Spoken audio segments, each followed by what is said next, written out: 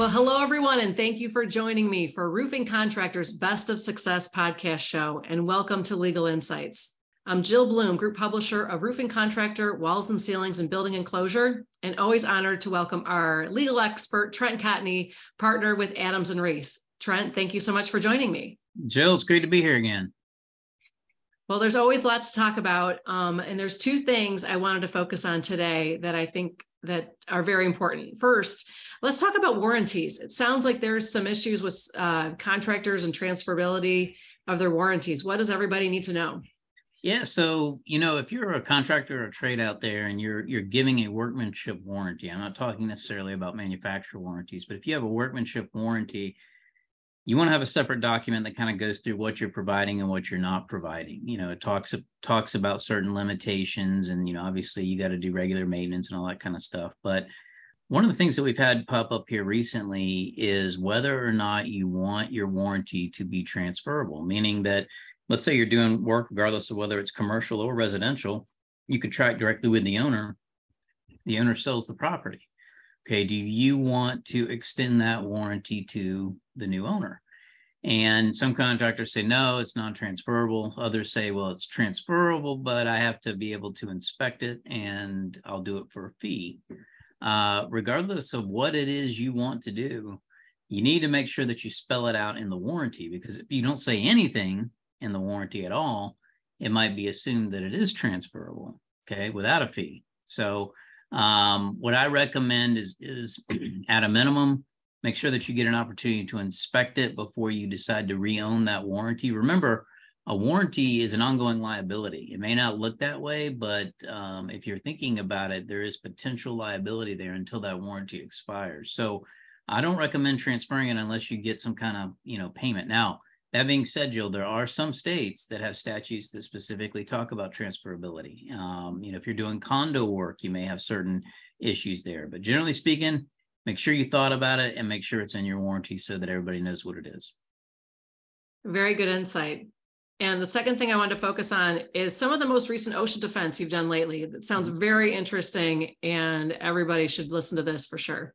Yeah, so we do a lot of OSHA defense, for construction nationwide, regardless of whether it's federal or state plan. And the most common, most used defense is what's known as unpreventable employee misconduct. And what that means simplistically is you've trained the employee, you've told the employee to do everything right, and they just didn't do it. Okay. And as a result, it's not your fault. That's the gist of the defense. Now, to prove this defense, Jill, you've got to be able to show a handful of things. You got to show you got a great safety manual, that you're adequately conveying the rules, through ongoing training and toolbox talks, that you're looking for problems through audits. But a fourth component is you've got a great disciplinary procedure in place, okay, and it's consistently applied.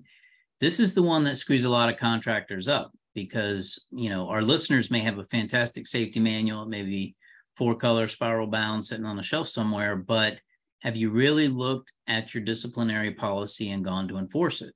Most of them will say, maybe an oral warning, a written warning, suspension, termination, or you can accelerate depending on gravity. But if you end up in a situation where, let's say, you are not disciplining someone, because great example, Jill, is let's say they're your best foreman or best crew leader or most productive team member. Are you really going to fire them if there's a safety problem? Okay, we all know the biggest problem in construction right now is lack of skilled labor. So what happens is OSHA will go in, they will ask for your last 3 years of disciplinary history.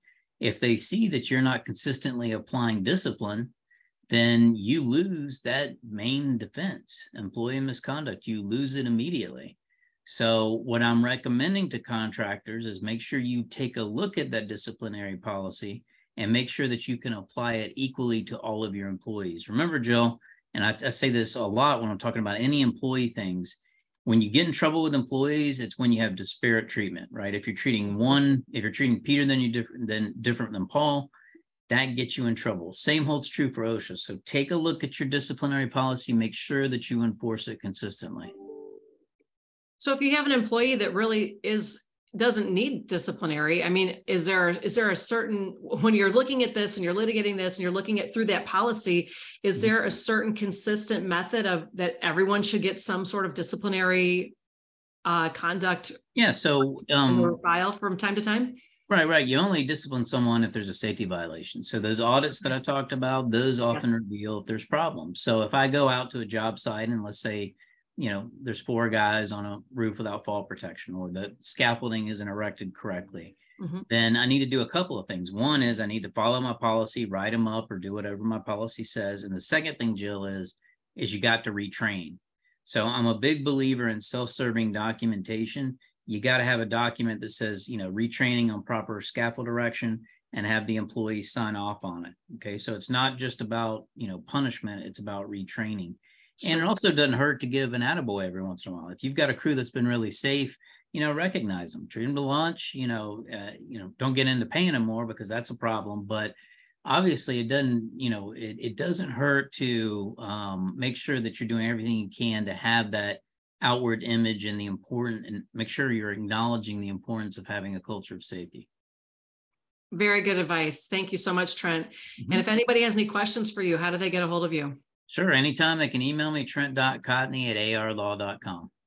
Sounds great. And if anybody has any questions for us, it's roofingcontractor.com, wconline.com, or buildingenclosureonline.com. And while you're there, make sure you sign up for all our free content so you can stay up to date with all the great interviews with people like Trent. And most importantly, stay safe, stay healthy, and we'll talk to you next time. Thanks again, Trent. Thank you.